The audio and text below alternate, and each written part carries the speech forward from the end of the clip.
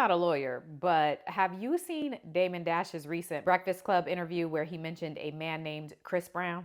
So I filed because that guy Chris Brown has been suing me, and I was going to make a bunch of very major family. People, listen, he's not talking about the artist and the singer Chris Brown, because Right. people will think that. But And I didn't mind you interrupting me to do that. I apologize, but I wanted to clear things up. I appreciate that. Well, like DJ Envy said, the Chris Brown he's talking about is not the singer. He's actually talking about a lawyer. And even though I'm not one, I read through the legal history between Dame Dash and this attorney named Chris Brown, and child, it's a bit of a story time. So settle in and let me give you the recap on why it seems Dame Dash does not like attorney Chris Brown.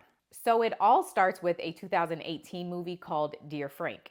Dear Frank was originally called The List, and at that point, Damon Dash was in talks to be a part of the movie. The producers of the movie, which is a company called Muddy Waters, was hoping Dame Dash would be involved in the project so that they could use his name to help promote it, and in return, they would give him a director's credit. Long story short, Dame and Muddy Waters were never able to come to an agreement on the terms, and so the deal kind of falls apart, aka the two never enter into a contract for this movie. However, the two sides did agree that the movie would be filmed at Damon Dash's house. Now, to be fair, it was a house that Damon Dash was renting, and the landlord of the house approved the movie to be filmed there, but regardless, it was Dame Dash's house because he was living there. So the movie gets filmed and it ends up being directed by a man named Josh Weber, and it's fully financed by the production company Muddy Waters. And as to be expected, Dame Dash had no real contributions to this project because, again, the two sides could never come to an agreement on their terms. Muddy Waters even releases a statement in September of 2018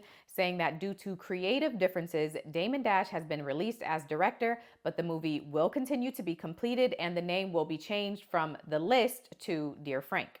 Now, the problem, according to Muddy Waters, is that even though Dame Dash was not a part of Dear Frank, nor did he have any ownership in the movie, Dame Dash apparently started shopping the film around to different TV networks trying to sell it as his own. He also began posting online that Muddy Waters and Josh Weber were culture vultures trying to steal from him. And so, as a result of all this, Muddy Waters and Josh Weber sued Damon Dash for defamation, and the attorney that they hire to represent them is none other than attorney Chris Brown. So the defamation case ends up going to trial, and the jury sides with Josh Weber and Muddy Waters, and they order him and his company to pay $705,400 plus another $117,884.71 for attorney's fees plus post-judgment interest. And so even though that's the verdict, Dame Dash and his company don't pay it. And so Chris Brown files a motion on behalf of his clients making a request to the judge.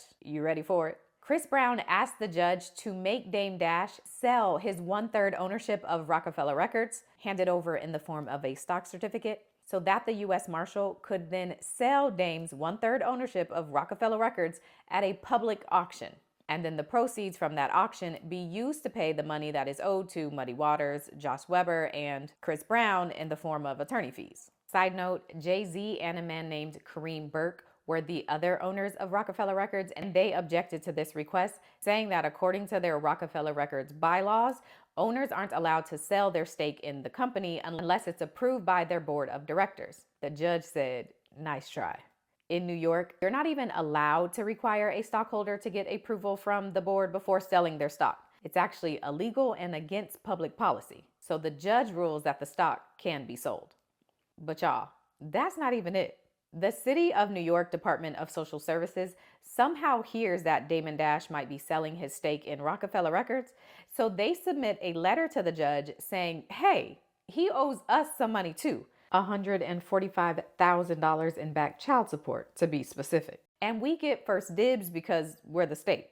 But then Rachel Roy's attorney hears that he's about to sell off this stock, and so they step in and tell the judge, hey, we deserve some of that money too to pay for the kids' tuition and other expenses that Rachel has had to pay. But then New York steps in again and says, actually, Dame Dash owes back taxes, and we getting our cut. And then some other people who were suing Dame, they also filed motions saying they want their cut.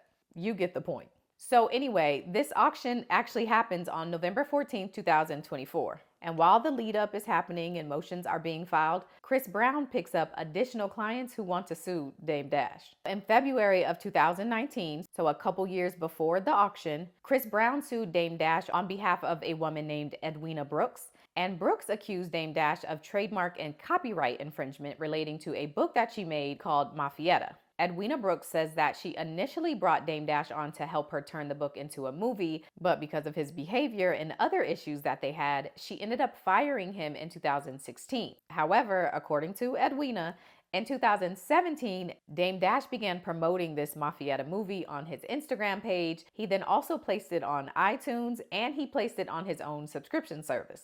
So Edwina's lawsuit continues, and eventually she wins her case. Edwina was awarded $300,000 because of this trademark and copyright infringement. This another side note, but I feel like it's worth mentioning that apparently during the trial, Dame Dash said that the plaintiff's attorney, meaning Chris Brown, breath smelled like doo-doo. I wish I was exaggerating, but like literally, that's what it says in these court documents, doo-doo. So after Edwina's lawsuit, Chris Brown files another lawsuit against Dame Dash on behalf of a woman named Monique Bunn. And she, like the others, won her lawsuit. So now, while that may seem like enough of a reason for Dame Dash to not really care for Chris Brown, that's not it.